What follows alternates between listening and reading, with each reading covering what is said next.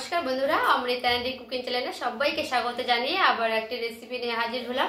তো বন্ধুরা, মটরশুঁটি দিয়ে ডিমের এই রেসিপিটা আপনারা কিন্তু অবশ্যই দেখবেন। তো যে সকল বন্ধুরা আমার চ্যানেলে নতুন হয়ে এসেছেন তারা কিন্তু অবশ্যই চ্যানেলটাকে সাবস্ক্রাইব করে আমার পাশে থাকবেন।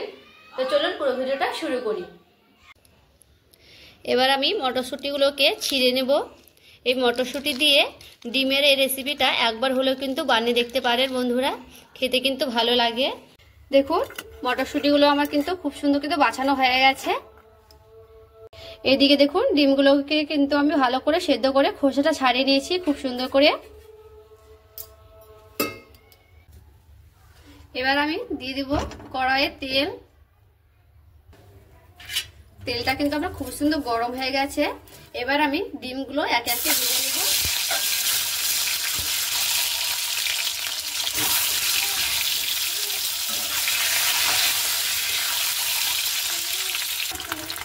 দেখুন, ডিমগুলোকে কিন্তু আমি খুব লাল লাল করে ভাজিনি, হালকা করে ভাজলে হয়ে যাবে। দেখে কিন্তু বুঝতে পারছেন কেমন করে আমি ডিমগুলোকে আমি উঠিয়ে নিব। সবগুলো ডিম আমার উঠিয়ে নিলাম।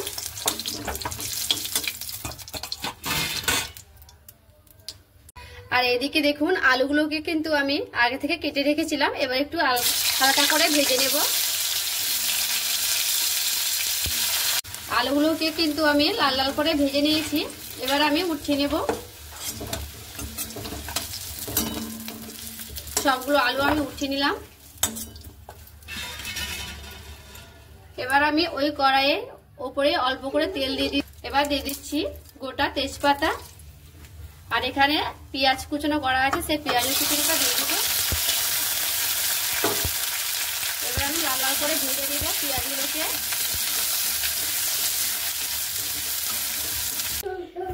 এখানে আমি মশলা করব, তার জন্য নিয়ে নিচ্ছি কটা আদা, আর নেব শুকনো লঙ্কা, আর এদিকে নিয়ে নিচ্ছি জিরে, আর নেব টমেটোকে আমি পেস্ট করে নেব একসঙ্গে। অল্প একটু জল দিয়ে দেব, দিয়ে এবার আমি মিক্স করে নেব।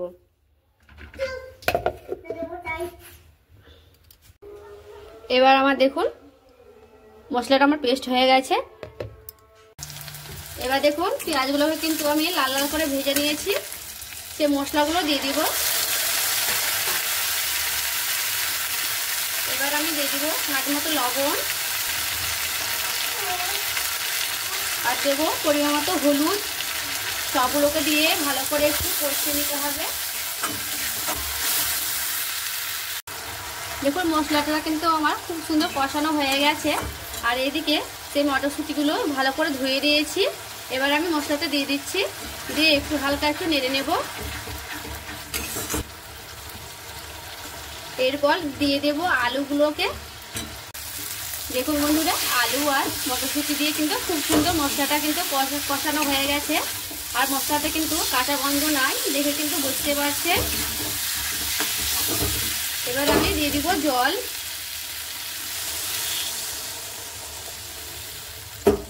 জল দিয়ে একটু আমি কিছুক্ষণের জন্য রেখে দেব ফোটার জন্য। ঝোলটা কিন্তু খুব সুন্দর ফুটে গেছে। এবার আমি সেই ডিমগুলো দিয়ে দেব, ভাজা ডিমগুলো সবগুলো আমি দিয়ে দিচ্ছি। এবার হালকা করে নেড়ে নেব।